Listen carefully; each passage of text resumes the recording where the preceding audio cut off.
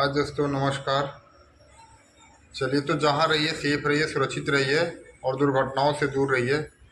चलिए, हम आपको बता देते हैं कि जब एक्सीडेंट होता है, किसी भाई के साथ में कोई दुर्घटना होता है, तो उसके क्या क्या असर पड़ते हैं। सबसे पहले तो ये है कि जब कोई भी घटना दुर्घटना हो जाता है तो उसको मेडिकल ट्रीटमेंट की ज़रूरत होती है।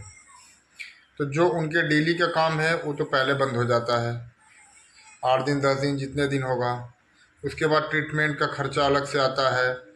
ट्रीटमेंट के लिए आप यहाँ से हॉस्पिटल में जाओगे, फिर वहाँ पे मेडिकल, आपका टेस्ट, आपका बहुत सारे रिपोर्ट सब आएंगे। उसके बाद आपका ट्रीटमेंट चालू होगा। उसके बाद जब आपके साथ दुर्घटना होगा तो आप तो असहाय हो जाओगे। आपके साथ में एक या दो आदमी, एक आदमी से तो कुछ भी नहीं होता है, तो दो आदमी आपके साथ में रहेगा, तो उनका अलग से जो है खर्चा, उनका टाइम अलग से जाएगा। फिर आपके घर वाले अलग से परेशान होंगे।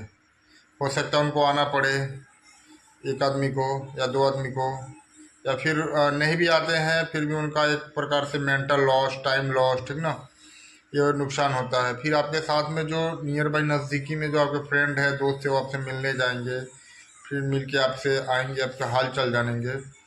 उस तरीके से देखो तो बहुत सारा कॉस्टिंग हो जाता है। जब भी एक्सीडेंट होता है तो इस तरह के आपके देखो तो डायरेक्ट और इनडायरेक्ट आपका दोनों तरीके से कॉस्टिंग जो है, बहुत काफ़ी आर्थिक नुकसान झेलना पड़ता है। फिर आपके जो आपके साथ में जो काम कर रहे हैं, कंपनी के स्टाफ, एम्प्लॉयज़ जो भी है, उनको भी थोड़ा सा परेशानी उनको तो इसलिए ये जब भी एक्सीडेंट होता है ना, तो एक्सीडेंट का बहुत बड़ा आपके जीवन पे एक इम्पेक्ट डालता है। इम्पेक्ट का मतलब कि असर। उसके बाद से इम्पेक्ट के साथ साथ मोरल भी डाउन होता है। अगले बार आप काम करें कि नहीं करें, फिर आपके मन में एक डर हो जाता है। इस तरीके से बहुत सारा एक कारण बन जाता है, ठीक ना।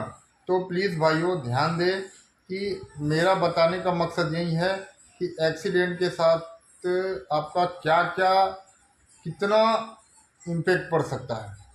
आपका ध्यान को खींचना है कि आपके साथ में कितना कितना नुकसान और इम्पेक्ट पड़ सकता है, यही मेरा मकसद था।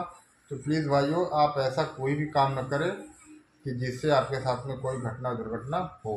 आप सतर्क रहें, सावधान रहें और अपनी गलतियों से सीखें और दूसरों की गलतियों से सीखें। जब साइड पे एक्सीडेंट होता है तो आप अपनी गलतियों के साथ साथ दूसरे के साथ में क्या हुआ, कैसे हुआ, वो सीखें। वो आपके समय, आने वाले समय में या किसी भी प्रकार के आपके साथ में होने वाली दुर्घटनाओं से आप बच सकते हैं।